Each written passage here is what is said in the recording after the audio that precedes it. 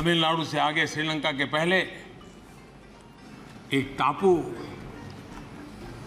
किसने किसी दूसरे देश को दे दिया था? The Prime Minister, he is talking about Indira Gandhi ji. The Prime Minister is said to have remarked in the AICC meeting that this is a little rock. Congress, whenever they were in power in India, they had the least interest in securing India's border, territorial integrity and sovereignty. Are you aware that the previous Indian government actually went as far as giving away, yes, gifting away a strategic piece of land to a neighboring country? No, I'm not referring to Kashmir or Ladakh. I'm actually talking about the Kachchatheevu island. This story is one that needs to be better understood, and that's exactly what I'm going to do in this video. Namaste, I'm Vaishnavi Sai, and you're watching my first Citti Explainer.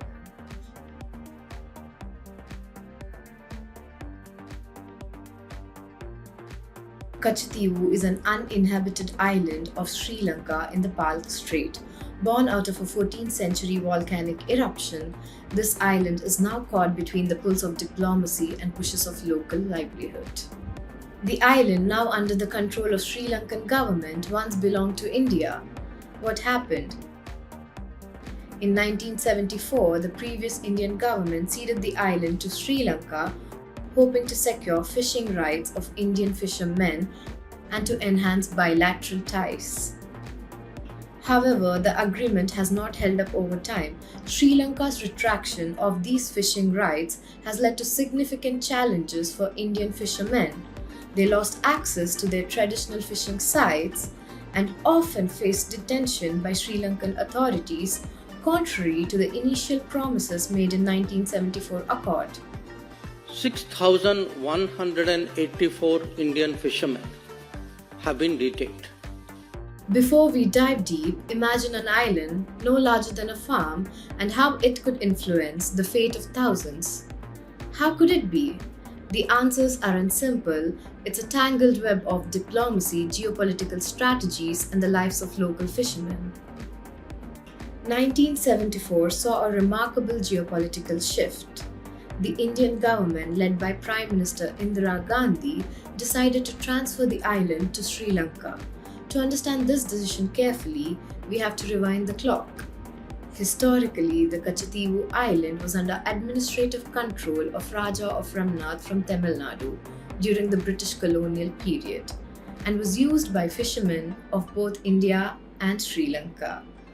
However, post-independence, the territory remained disputed, with India maintaining a semblance of control until the 1970s. In a move that would permanently alter the maritime boundaries, the Indo-Sri Lankan Maritime Boundary Agreement was signed in 1974. India ceded the island to Sri Lanka, intending to resolve fishery disputes and define clearer maritime borders. Why would the Indian government give up Kachchatheevu? Some argue that it is to bolster bilateral ties with Sri Lanka. But did India's leaders of the past overlook a strategic advantage? The island's proximity to the rich fishing grounds means that its political status will directly affect the livelihoods of local fishermen. Did they not anticipate the challenges of today? Now let us explore all of these burning questions together. While the agreement allowed Indian fishermen to fish around the island, it did not include a constitutional amendment or a parliamentary approval in India, which later became a point of legal contention and political debate.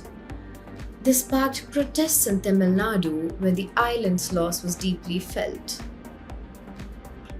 Fast forward to recent times, RTI filed by BJP's Tamil Nadu chief K. Annamalai unveiled startling insights. For our Western viewers, RTI application, the right to information, is like a freedom of information request, a tool that has unearthed documents that shed new light on the session, fueling debate over the decision's wisdom and the present-day consequences.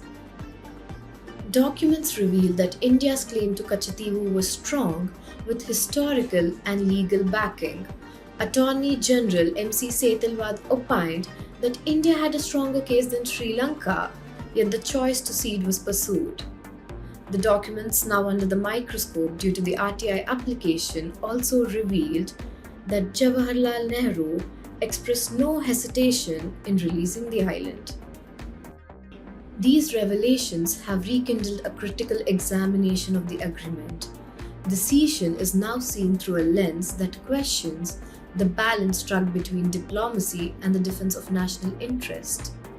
The fishermen's plight continues as they still navigate the contested waters and often face detention by Sri Lankan forces, making Kachchatheevu a hotspot of ongoing disputes.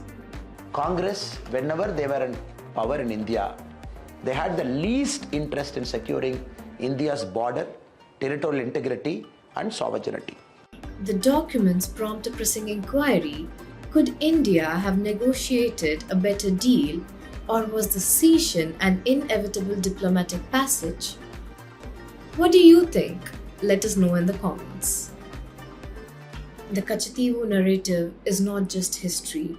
It is a living chapter that urges us to critically evaluate the decisions we as a nation made yesterday and the ripple effect it has on tomorrow. I'm Vaishnavi Sai. Namaste. Until next time, keep thinking, keep questioning, and keep learning. Do like, share, and subscribe.